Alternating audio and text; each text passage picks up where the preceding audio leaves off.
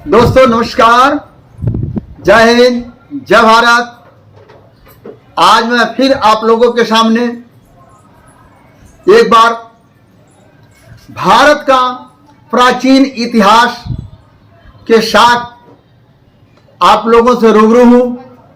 और वह प्राचीन इतिहास जो कई हजारों हजार साल पहले सत्य पर आधारित लिखा गया है, और ऐसे इतिहास आज भारत के वर्ष के अंदर दुर्लभ है।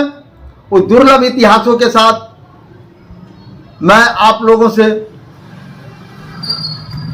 सामने आप लोगों से रूबरू हो रहा हूं, जो भारत का सत्य इतिहास मैगस्थनीज ने अपने बुकों में संजोए रखा। वह इतिहास जो कई लाखों में एक आदमी को किसी को जानकारी होगी, एक आदमी किसी को जानकारी होगी, वह हो सकता पूर्ण न हो, कई लाखों में एक किसी को पूर्ण जानकारी होगी। तो मैं ऐसे इतिहासों के साथ आप लोगों के सामने हाजिर हूं, जो इतिहास को मैगस्थनीज ने अपने हाथों से घूम घूम करके, भारत के अंदर घूम घूम करके अखंड भारत, जो अखंड भारत था, जिसमें Burma, Singapore, Rangoon, Vietnam, Thailand, Cambodia, Macau, चीन, जापान, श्रीलंका, अफगानिस्तान, पाकिस्तान, बांग्लादेश, तमाम देश आते थे, उसमें भारत वर्ष का बिखरा हुआ इतिहास को उन्होंने अपने बुकों में संजोया। पिछले 30 साल पहले विश्व के प्रमुख, पिछले 30 साल पहले विश्व के प्रमुख जर्मन भाषा में यह बुक मिला। 30 साल पहले जर्मन भाषा में यह बुक मिला। मुझे नहीं लगता कि अब तक किसी अन्य भाषा में इसका अनुवाद हुआ हो। ये जो है, मुझे नहीं लगता किसी अन्य भाषा में अनुवाद हुआ हो। जर्मन भाषा से इंग्लिश में अनुवाद हुआ, अतः उनकी एक महान कृति भाषा में इसका जो लेख किया है, मूल ग्रंथ जो भारत की जन्मस्थली, ये पूरा ग्रंथ जो है, ये भारत की एक एक बात को दर्शाया है, और विश्व की देश जर्मन में भारत की जन्मस्थली का एक एक बात का जिक्र किया गया है। आम आदमी की प्रथम बार इस इतिहासों से अवगत कराया जा रहा है। आम आदमी को प्रथम इस बार इस इतिहासों से अवगत कराया जा रहा है। मैंने एरियन की पुस्तक में, इसके लेखक कह रहे हैं, जिन्होंने इंग्लिश से हिंदी में अनुवाद किया है, वह लेखक कह रहे हैं, मैंने एरियन की पुस्तक इंडिका के प्रथम भाग को भी इसमें शामिल किया है। एरियन पुस्तक में जो इंडिका लिखा हुआ है, उसको भी उन्होंने शामिल किया है इस बुक को, जो इंग्लिश से हिंदी में अनुवाद किया। उनका क्या नाम है? मैगस्थनीज का रचना इतिहास के लिए, भारत के इतिहास के लिए एक बहुत बड़ी उपलब्धि है। इतिहास, भूगोल, पुरातत्व संबंधित एक एक चीजों को उन्होंने सजोया है साबूत के साथ।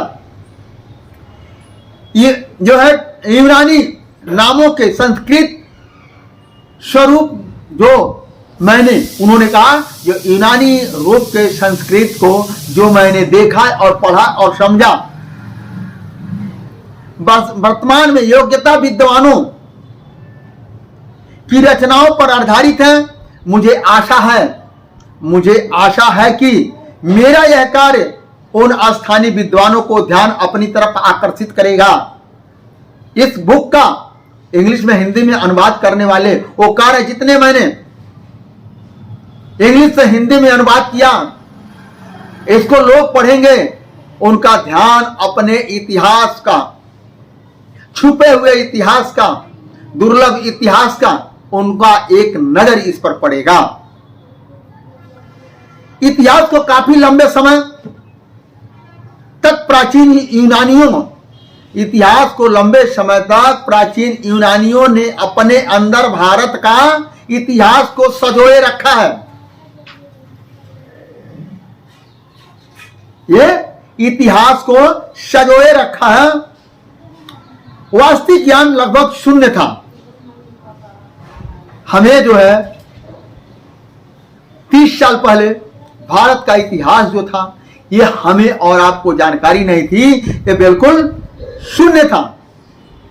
कहीं कहीं नाटक के माध्यम से आता था, कहीं कहीं कुछ शब्द लेखक आता था, लेकिन संपूर्ण इंडिका का जो है बुक है, ये आप लोगों के सामने है। ये देखिए, ये आप लोगों के सामने है। इसको मंगा के पढ़िए और इसको समझिए और फिर देखिए, एक एक इसका प्रमाण मिलेगा जो प्रमाण होना चाहिए।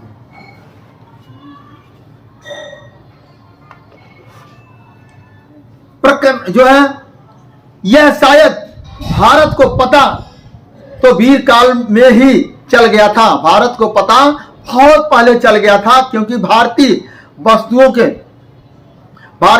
के भारतीय नाम काश से जो भारत में जो क्या क्या उत्पन्न हुआ, काश से जस्ता, हाथी दांत आदि का उल्लेख हम होमर की रचनाओं के पाते हैं। ये सब आदिकाल सभ्यता जो चीज होता भारत के पुराने इतिहासों में, जो दुर्लभ इतिहासों में, प्राचीन इतिहासों में, काश्य काशा का जो बर्तन, जस्ता, हाथी दांत, ये सब होमर की रचनाओं में पाए जाते हैं। परंतु भारत की भौगोलिक स्थिति के बारे में उनका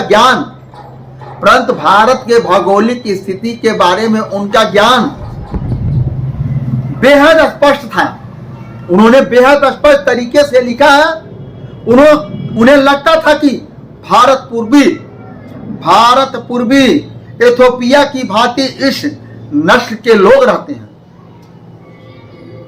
उन्होंने कहा इथोपिया के भांति, यानी अफ्रीका पूर्वी क्षेत्रों में उस नस्ल के लोग रहते हैं जिनकी चमड़ी सूर्य के धूप से जलकर काला हो गया है, यानी काले लोग रहते हैं। पूर्वी क्षेत्र का आप जो है उड़ीसा जाएंगे तो काले लोग मिलेंगे। और ये जो मेरा इतिहास है, ये बिल्कुल परफेक्ट है, सत्य पर आधारित है, कोई इसमें घालमेल नहीं है। जो भी चीजें आप लोग इसको मंगा करके पढ़िए और समझिए और जानिए। तो दोस्तों, ये मेरा वीडियो कैसा लगा, ये इतिहास आपको कैसा लगा, ये जानकारी आपको कैसी लगी। आने वाला कल एक बहुत ये मोटा बुक है, इसकी एक एक बात को, एक एक रचनाओं को मैं बताऊंगा, और ज्यादा लंबा बता देने से आप लोगों को समझ में नहीं आएगा। दोस्तों, यह मेरा दूसरा चैनल है। पहला वाला चैनल मेरा ब्लॉक हो गया है, इसलिए दूसरा चैनल है। ये जो है बुक समरी फिशरमैन इंडिया, इसको आप फॉलो करिए, सब्सक्राइब करिए, बेल आइकन दबा करके ऑल करिए, ताकि समय समय पर आपको सबसे पहले हमारा विचार आपको मिलता रहे। धन्यवाद, नमस्कार, जय हिंद।